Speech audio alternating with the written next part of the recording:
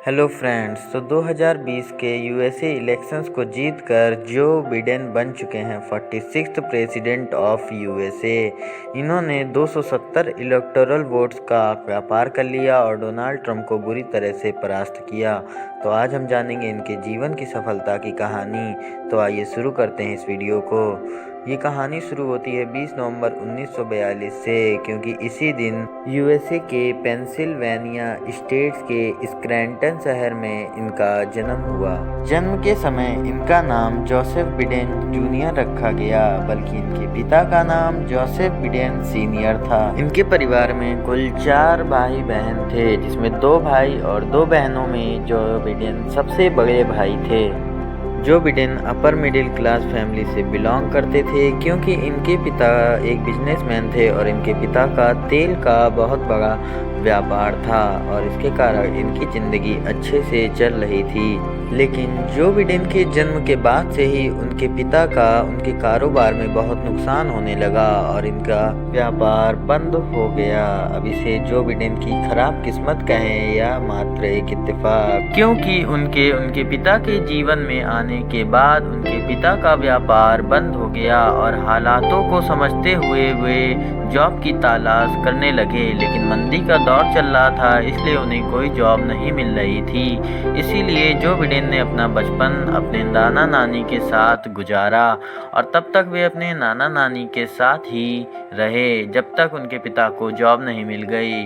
उनके पिता को एक कार सेल्समैन का जॉब मिला, जिसके कारण उनके पूरे परिवार को डेलावेयर शिफ्ट होना पड़ा, क्योंकि उनके पिता को डेलावेयर में ही जॉब मिली थी, जो कि पेंसिल्वेनिया के पास में था। और वहीं से जो बिडेन ने अपना हाई स्कूल पास किया और खराब परिस्थितियों के कारण जो बिडेन पढ़ाई लिखाई में बहुत ही कमज़ोर थे और वो काफ़ी मेहनत करने के बाद भी अच्छे अंक प्राप्त नहीं कर पाते थे। लेकिन पढ़ाई में खराब बिडेन खेल कूद में उतने ही अच्छे थे। बिडेन रग्बी और बेसबॉल बहुत अच्छा खेला करते थे और इसीलिए वो हर साल दोनों स्पोर्ट्स की टीमों में शामिल रहते थे। खेलों के अलावा बिडेन में लीडर के भी अच्छे गुण मौजूद थे और इसीलिए उन्हें एक बार क्लास का प्रेसिडेंट भी बनाया गया था। और किसे पता था कि जिसे क्लास में आज प्रेसिडेंट बनाया गया है वो कल यूएस का प्रेसिडेंट बनेगा।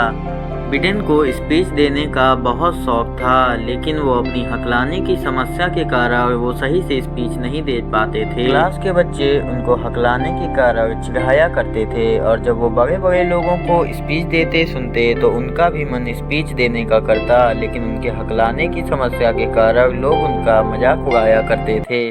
और एक इंटरव्यू के दौरान उन्होंने बताया कि वो अपनी हकलाने की समस्या को दूर करने के लिए कई घंटों तक शीशे के सामने खड़े रहकर कविता पढ़ा करते थे।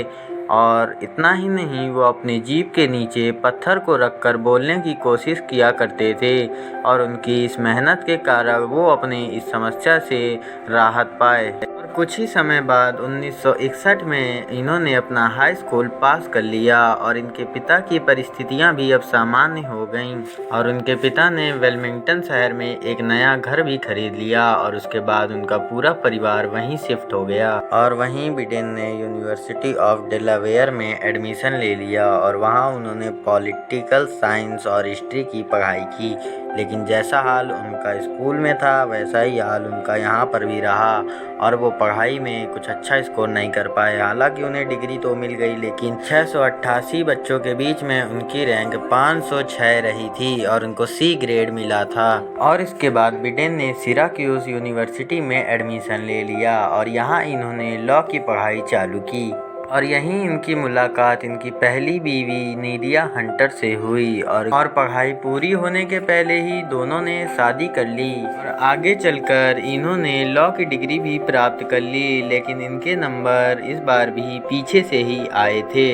उनकी क्लास में 85 बच्चे थे और उनकी 75वीं रैंक आई थी। इससे हमें यह पता चलता है कि बाइडेन पढ़ाई लिखाई में बिल्कुल भी अच्छे नहीं थे, लेकिन इसका मतलब यह नहीं है कि उनके अंदर कोई प्रतिभा नहीं थी, जबकि उनके अंदर एक अच्छे पॉलिटिकल लीडर बनने की सभी गुण मौजूद थे और वो खुद अपनी इस प्रतिभा को पहचानते थे और इसीलिए उन्होंने पॉलिटिक्स को ही अपना कैरियर चुना। आगे कुछ साल बाद बाइडेन को काउंटी काउंसिल सीट के लिए चुन लिया गया।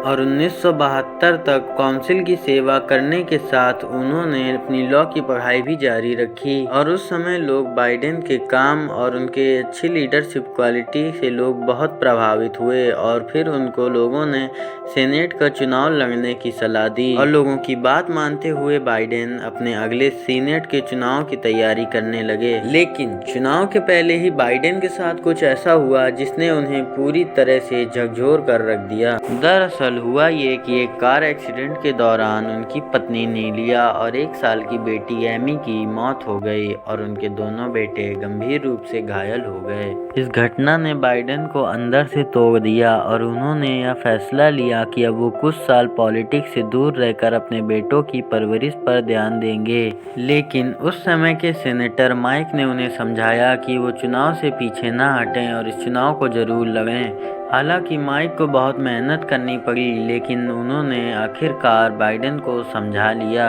और बाइडेन ने अपना चुनाव लड़ा और इसी के साथ मात्र 30 साल की उम्र में वो 6वें सबसे यंगेस्ट सेनेटर बन गए। और 1973 से 2009 तक वो सीनेटर के पद पर बने रहे। और सीनेटर रहते हुए बाइडेन ने सभी को अपने काम से बहुत प्रभावित किया। दरअसल वो ऐसे मुद्दों पर ध्यान देते थे जिससे सभी लोगों का फायदा होता था और उनके इसी मेहनत का फल उन्हें 2009 में मिला जब वो बराक ओबामा की सरकार के अंदर वाइस प्रेसिडेंट बने। बाइडेन अब तक 3 बार प्रेसिडेंट बनने की दौड़ में शामिल हो चुके हैं। पहली कोशिश उन्होंने 1988 में की, लेकिन तब ब्रिटिश लेबर पार्टी के एक नेता नील किनिग का भाषण चुराने की बात स्वीकार करने के बाद उन्होंने अपना नॉमिनेशन वापस ले लिया। दूसरी कोशिश इन्होंने 2008 में की थी, लेकिन नामांकन दर्ज करने के कुछ ही समय बाद वो ओबामा के समर्थन में आ गए थे और अपना नामांकन वापस ले लिया। माना जाता है कि बाइडेन और ओबामा एक दूसरे के काफ़ी करीबी हैं। दोनों लोग कई बार एक साथ अच्छे पल बिताते हुए देखे गए हैं और बराक ओबामा की सरकार के दौरान ही इन्हें वाइस प्रेसिडेंट का पद दिया गया था और अपना चुनाव छोड़ करके वे बराक ओबामा के ही समर्थन में आ गए थे। तो इन सब तमाम बातों से ये माना जा सकता है कि इनके काफ़ी अच्छे संबंध हैं और ओबामा कई बार इनकी तारीफ करते हुए भी देखे गए हैं। और इतना ही नहीं, 2020 में जब ये प्रेसिडेंट का चुनाव लड़े ट्रंप के खिलाफ, तब बराक ओबामा इनके लिए कई जगह कैंपेनिंग करते हुए देखे गए हैं। और तीसरी कोशिश इन्होंने 2020 में की जब ये डेमोक्रेटिक पार्टी से ट्रंप के अगेंस्ट खड़े हुए और इस बार ये सक्सेसफुली 46th प्रेसिडेंट बन गए। और इसी के साथ ये सबसे ज़्यादा उम्र के प्रेसिडेंट भी बन चुके हैं यूएसए के। और इनकी लाइफ की कहानी सुनकर हमें ये पता चलता है कि इंसान अगर मेहनत करे तो वो किसी भी मुश्किलों से गुजर करके बड़ा आदमी बन सकता है। मुझे 5 घंटे लगे हैं इस वीडियो को बनाने में और आपको सिर्फ कुछ ही सेकंड लगेगा। लाइक का बटन दबा दें और अगर नए हो तो नीचे सब्सक्राइब का बटन भी दबा दें।